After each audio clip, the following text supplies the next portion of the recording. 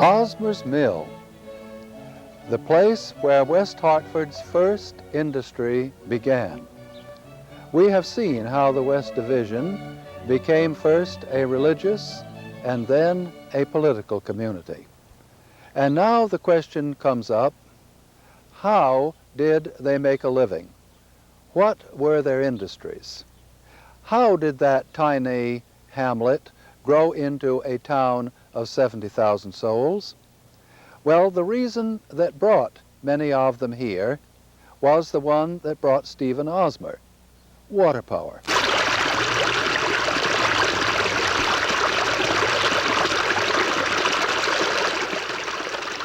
These days, a town with a stream like Trout Brook is likely to regard it as something of a nuisance, with its unpredictable floods that are common during heavy rains.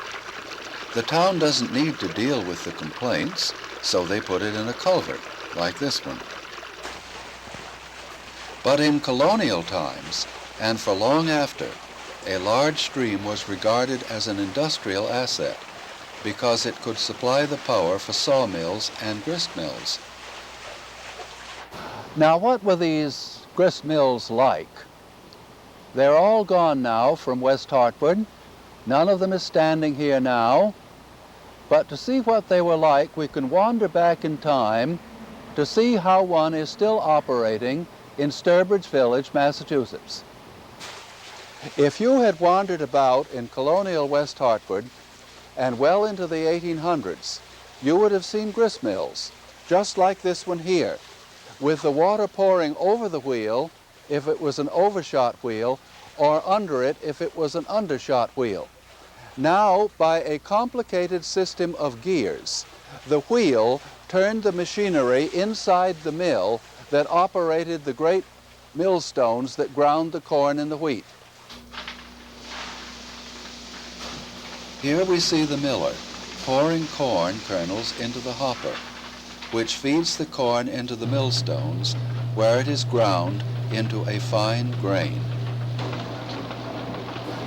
The miller adjusts the stones to grind a coarse or a fine meal.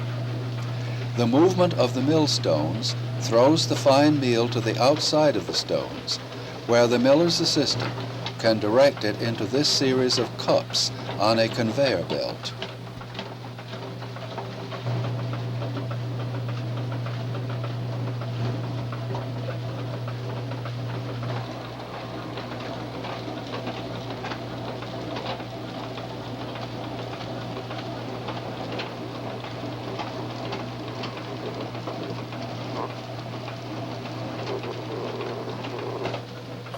The cups carry the meal up to the sifter and then drop it into this sack. The final product is cornmeal. The housewife of those times would use this meal to make bread, muffins, or other baked goods for her family. This grist mill stood on South Quaker Lane, just north of where Trout Brook goes under the road by the Beachland Clubhouse. It belonged to the Vine Hill Farm, which we'll mention later as a celebrated dairy farm. As you can see, water power played a large part in West Hartford's industrial development. At the place where I am now standing, on Trout Brook, just west of Trout Brook Drive, there was for many years a large mill pond, and just to the west of it, there was for many years a grist mill.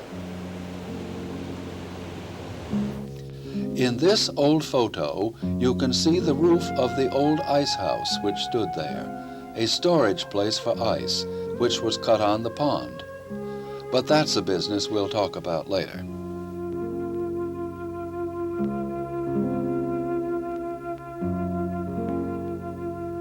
When we are considering how life in Old West Hartford was, we have to remember that up until comparatively recent times, it was mostly an agricultural community, and if you had come back then, you would have seen a scene like this, with pastures that were used largely for pasturing sheep and the cows, which were the foundation of the dairy business.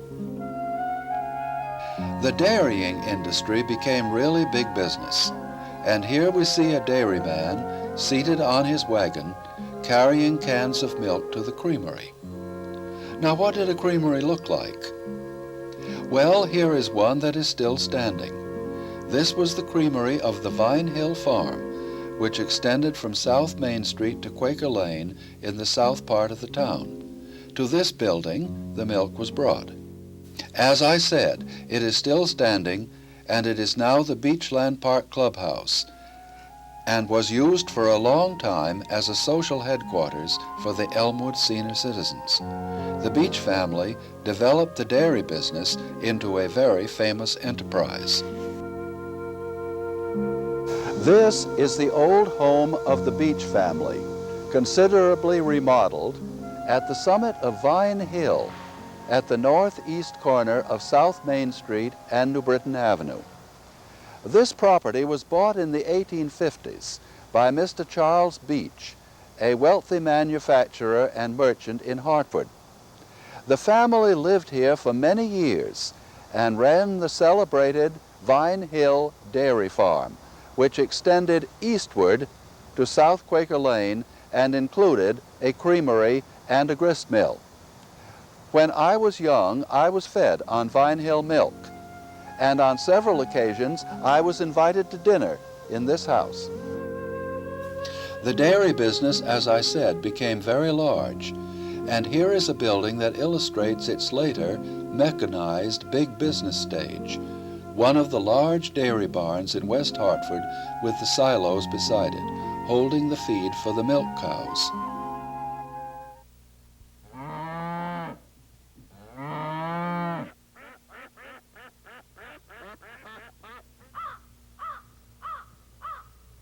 Now, how would a large West Hartford farm have looked? Now, it must have looked very much like this one, which is now owned by the Hathaway family on North Main Street.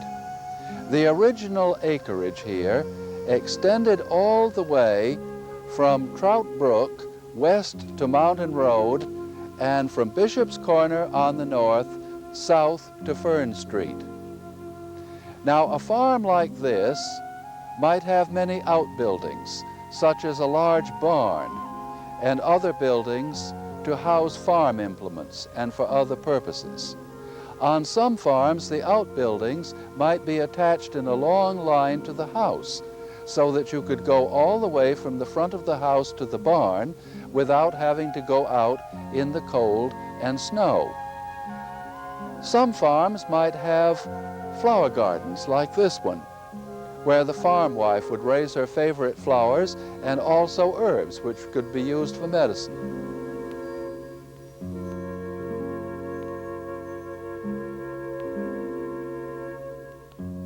We're fortunate to have some surviving photographs of old West Hartford farms. This picture was taken from the air sometime in the 1930s. It shows the farmhouse, which you can still see from the road through the trees, the layout of the fields, the enclosure where horses were kept, and in the background the woods, which could be used for cutting fuel or possibly for lumber. This is a farm team, 2 very large, strong horses with decorated harness, driven by one of the farm help. The picture was taken in the rear of the farmhouse which you have just seen, and apparently the horses were drawing a fertilizer or manure spreader. Well, obviously, with all that farming and dairying, there was a need for transportation. The dairymen and the farmers had to have some way of getting their products into the markets in Hartford. Well, how did they do it? Well, here is one way, a farm wagon. This is an old farm wagon known as the Butler farm wagon.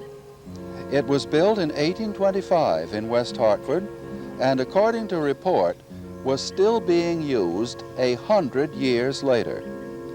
You will notice the big wheels with wooden spokes and metal rims, and the seat with the comfortable padded back. Now, if you had lived in West Hartford in the 1800s, you would have seen wagons like this going by, carrying farm produce to Hartford, and coming back loaded with goods the farmer had bought in Hartford stores. Now, in colonial times, and for many years afterward, our highways were simply dirt roads, just like this one. They were not hard surface roads, paved with macadam or asphalt or cement. In this picture, we see how one of these roads might have looked. This is a photograph of Newington Road, looking toward the south, taken around the turn of the century. The picture seems to have been taken in the fall, because in the field at the left, one can just barely see shocks of corn standing. Quite frequently, in late winter and early spring, those old-time dirt roads could be knee-deep in sticky mud. If you want to know how really bad they could be, you should read the diary of the Reverend Joseph Hyde, the rector of St. James's Episcopal Church in West Hartford in the 1880s.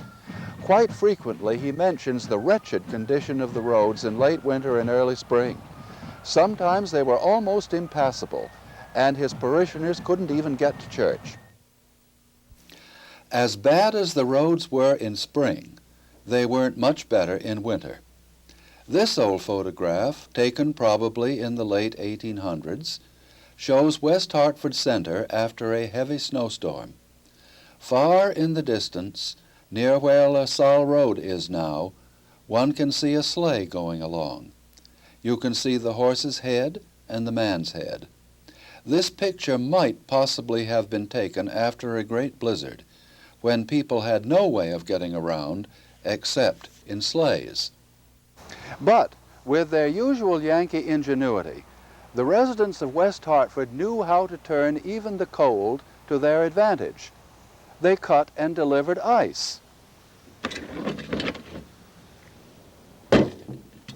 Remember these things? A pair of old ice tongs and a block of ice.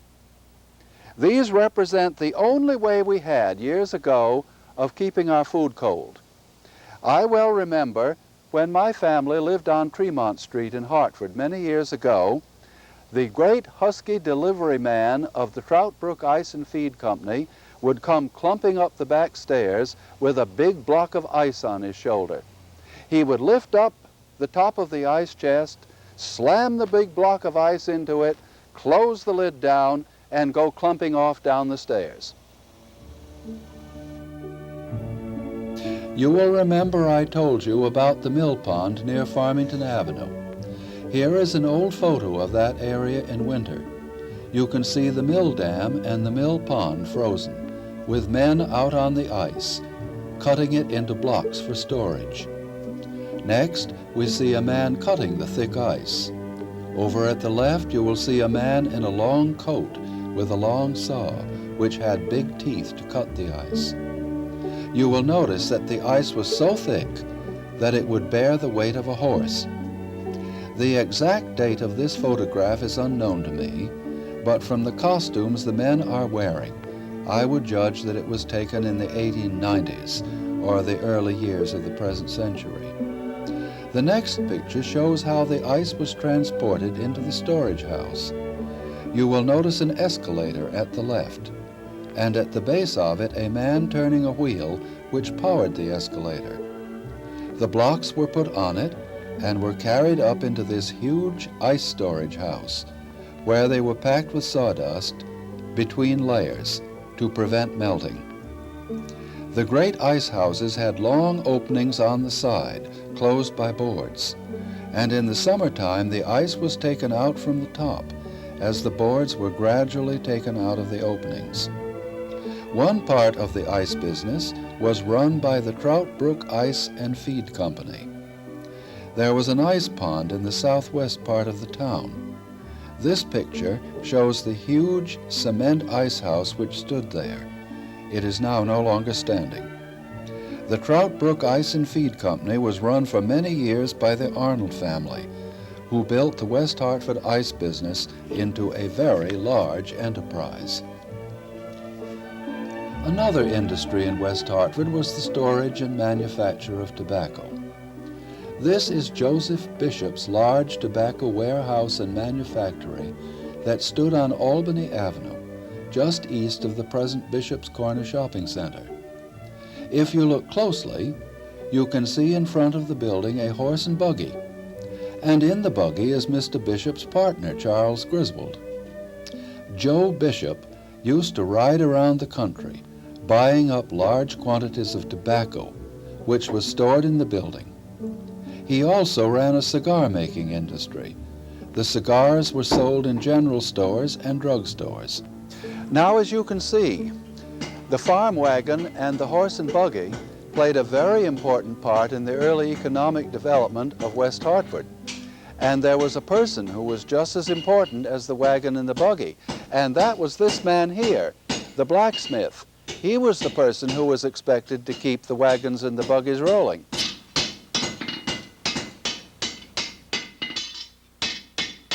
The blacksmith in those days was a rather prestigious character. The picture given of him in Longfellow's famous poem, The Village Blacksmith, is not an exaggeration. He was a very important person, highly respected. He could hold town and church offices. Here we see him recycling an old barrel hoop to make a part which will be used to repair a plow. The blacksmith's skills in repairing tools and farm machinery are probably the reason we have so many fine old utensils with us still today.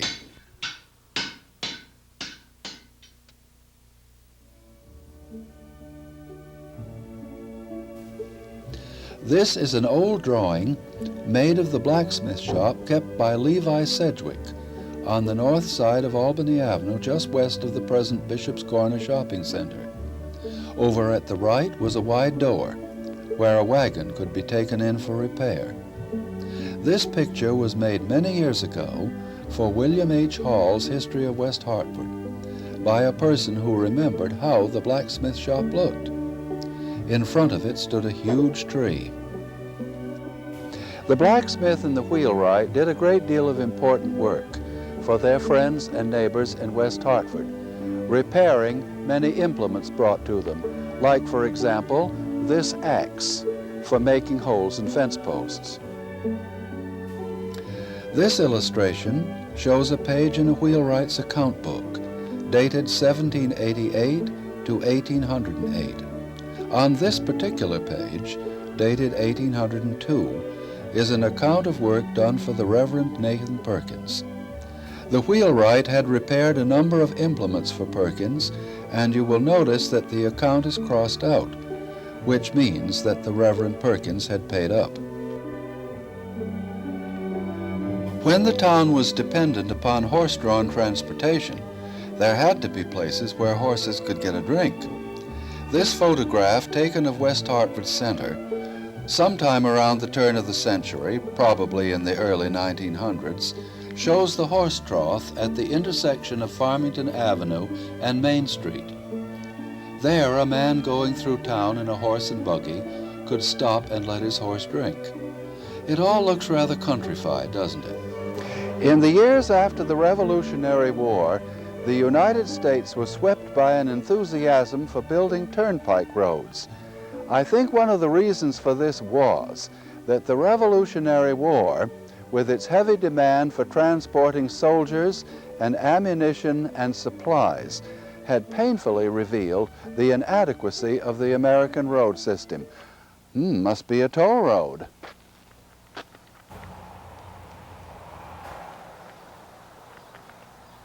Thank you. Now, from 1785 to 1790, and for many years afterwards, the United States was swept by an enthusiasm for building turnpike roads. The state legislatures chartered turnpike companies, enabling them to build toll gates and to charge fees for the use of the roads, and in order to maintain them and keep them in repair.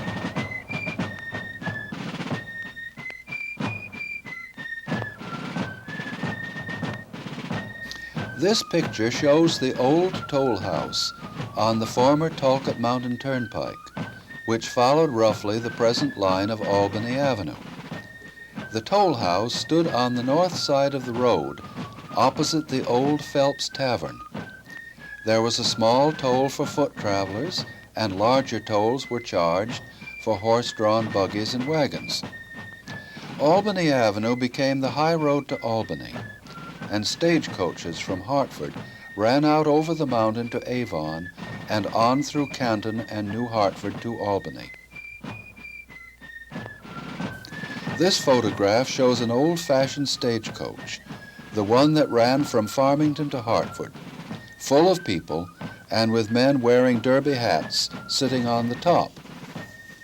The old stagecoaches could be enclosed, as you notice this one is, in rainy weather.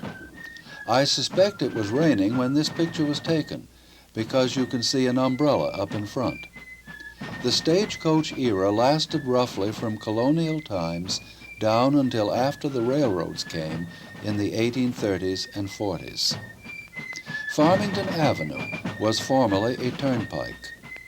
The turnpike company to lay it out was chartered in 1800. Previous to that time, there was no Farmington Avenue. The Farmington Turnpike ran from Hartford out to Farmington, where it joined with another one, which ran down the Farmington Valley to New Haven. One of the great industries in early West Hartford, which had almost been forgotten until recently, was the pottery business, run by the Goodwin family on New Britain Avenue in Elmwood. Here are some fine examples of the Goodwin brothers' pottery, kept at the Noah Webster House Museum in West Hartford.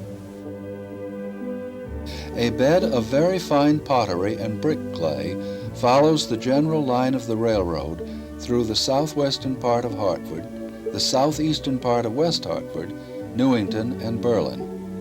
Roughly along the line of the railroad, there were formerly great industries based on the clay: the making of pottery, tile water conduits, and brick. This house behind the huge elm tree, one of the Burgoyne elms, was the home of Captain Ebenezer Faxon, built in the 1770s. Captain Faxon came from Massachusetts in the 1770s, built this house, and started a pottery industry in Elmwood. When I was searching through files of the Connecticut Current during the Revolutionary period to get facts on old life in West Hartford, I found advertisements of this pottery industry in Revolutionary times and the early 1800s. The pottery industry in Elmwood was conducted for several generations by the Goodwin family. This Federal-style house, built in 1821, was the home of Thomas O'Hara Goodwin, a founder of the pottery industry. It is still standing on the north side of New Britain Avenue, a little west of the Elmwood Shopping Center. For many years, it was the home of Miss Susie Craig, a direct descendant of Thomas O'Hara Goodwin. Here is the pottery as it eventually appeared. It grew into a very large business, and finally it was located on the south side of New Britain Avenue, just west of the railroad to New Haven. It had a number of buildings, employed many workmen, and turned out very fine pottery, including everything from flower pots to dinnerware and ornamental jars. The Goodwin brothers made vast quantities of flower pots, and here is a nice example, marked Harvey Goodwin, Hartford, Connecticut. Hartford because West Hartford then was still a part of Hartford. Here is one of their ornamental jardinières. Over here are two beautiful examples of their decorated vases, one with a flower motif, the other with two birds and a butterfly. And here is a fascinating little curiosity, a holder for flowers or plants made in the shape of three tree trunks. And here is a very interesting piece. It may have been used to hold liquor in the Goodwin Tavern, which once stood near Bishop's Corner. West Hartford's first post office was located in this tavern. It was established in 1820. In the early 1800s, Bishop's Corner was an important and busy place. There were 2 or 3 taverns there. Another tavern further down the road was kept for many years by the Wadsworth family at the foot of Prospect Hill, the present corner of Albany and Prospect Avenues. It was built of brick and had 4 chimneys and therefore 8 fireplaces. The tavern was kept for a long time by Mr. Sidney Wadsworth, a member of a prominent West Hartford family. He had a farm in the north section of the town. If you have time someday, you should come down to the Connecticut Historical Society at 1 Elizabeth Street in Hartford and look at this magnificent collection of tavern signs. It was made by Mr. Morgan B. Brainerd, who formerly was the president of the Aetna Life Insurance Company in Hartford. And this one here was the one that hung at the Wadsworth Tavern on Albany Avenue. It was painted by a man named Rice in 1844. Now at the tavern, the dusty and weary traveler could stop to have dinner, to rest, to stay overnight, and anybody might come in and simply go to the tap room for some liquid refreshment and to sit there and talk and pass the time of day with his friends.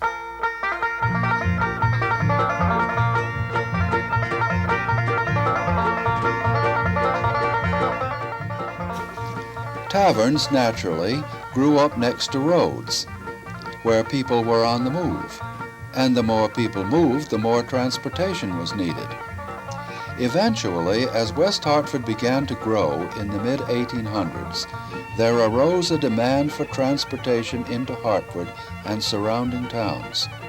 Beginning about 1845, a horse-drawn bus started making regular runs from West Hartford Center into Hartford to take businessmen into town and people on shopping expeditions. The horse-drawn buses ran into the city for many years. Eventually, they were supplanted by horse-drawn cars running on rails. This is the old horse-drawn car of the Hartford and Wethersfield Horse Railway Company. The photo was taken at West Hartford Center, and in the background, one can see the old town hall. The cars ran on a regular schedule into Hartford. At first, they ran only to Prospect Avenue, where there was a turntable to turn the car around. The line was extended to West Hartford, and there were places in the center where the horses could be rested and fed. It would not be long before even the horses were replaced.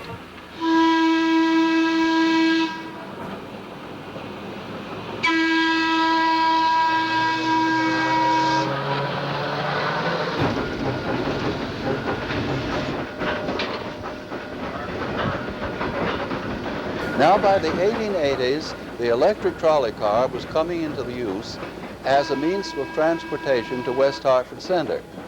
In 1889, the line was extended to West Hartford Center, and in 1892, it was pushed all the way through Farmington to Unionville.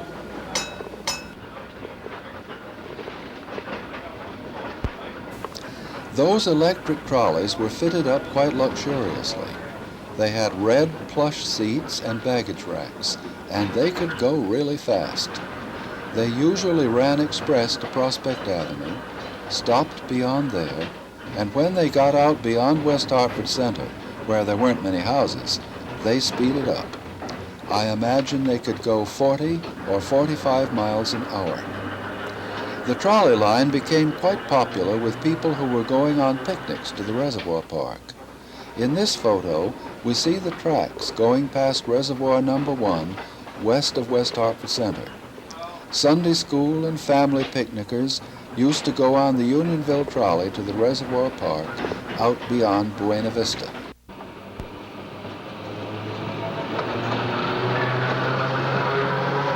Now, of course, the use of the horse-drawn bus and the horse-drawn car and the electric trolley car began the transformation of West Hartford from a country community into an affluent suburb. In fact, even as the early 1800s, there was plain evidence that West Hartford was going to become a well-to-do community. Here you see 2 pages of the assessor's list of property in 1834, including prosperous farms, much personal property, and a number of industries with the valuations. From this, one gets the impression that 20 years before it became a town in 1854, West Hartford was becoming a wealthy place. Of course, with all that money around, there had to be stores where the people could buy the things that they needed. Advertisements in the Connecticut Courant, now the Hartford Courant, between 1764 and 1820, reveal general stores in West Hartford. Those were typical old-fashioned country stores, selling an astonishing variety of goods, including coffee, tea, and spices, which filled them with exotic odors. Mercantile businesses tended to cluster at the center, especially after 1830, as the Farmington Turnpike became more heavily traveled. The Village Center General Store continued far into the 1900s in Myron J. Burnham's Market. It stood on the west side of South Main Street, about opposite the present library building. This snapshot, taken in the 1920s or 1930s, shows the huge wooden frame building and its spacious front steps, adorned with autumn goodies, baskets of fruit, pumpkins, and big jugs of cider. See the shopper emerging with her parcel, and sigh for the days of deliveries as you contemplate Burnham's old-fashioned auto truck with the driver. This map, dated 1896, gives some idea of how West Hartford grew. By that year, the town was well on its way to becoming a suburb. In the eastern part near Prospect Avenue, the lower part of Fern Street, Concord Street, Highland Street, and Quaker Lane were beginning to build up, and the real estate developers were becoming very active. Here is how they did it. This is an advertisement of lots in West Hartford Heights, which was a tract west of North Main Street, north of the center. The real estate developers used to issue these broadsides, as they were called, printed on one side. This one shows the price of the lots, $200 apiece, and purchasers were given upright pianos, advertised here for $350.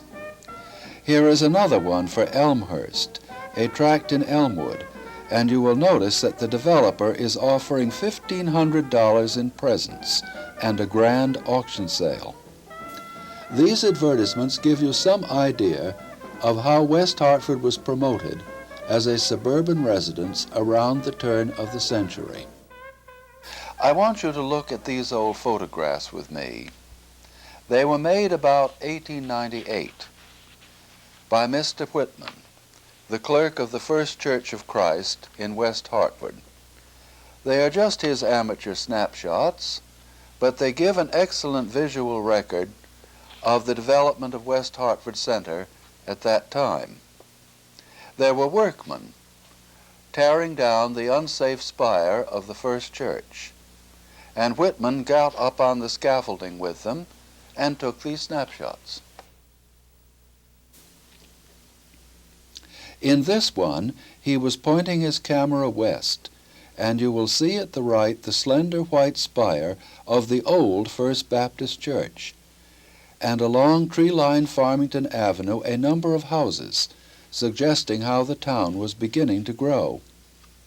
This next photo is looking north on North Main Street with its lines of trees, and at the right is a residence which is still standing, somewhat remodeled.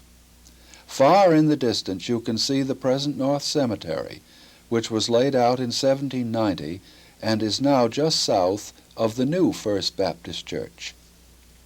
Now, coming down to street level, here is a view taken about 1900, showing North Main Street with its lines of trees, giving a rather pleasant, half-rural atmosphere. The following photo is looking south on Main Street, with part of the green, I think, at the right. These photos give an idea of how our town looked around 75 or 80 years ago, a leafy, pleasant, half-rural suburb. Another photo taken many years ago, probably in the 1920s, is looking east on the boulevard. Now, the boulevard has an interesting history. In the 1890s, a developer, Mr. Fred Rockwell, bought a great deal of land on both sides of the projected boulevard and proceeded to develop the area.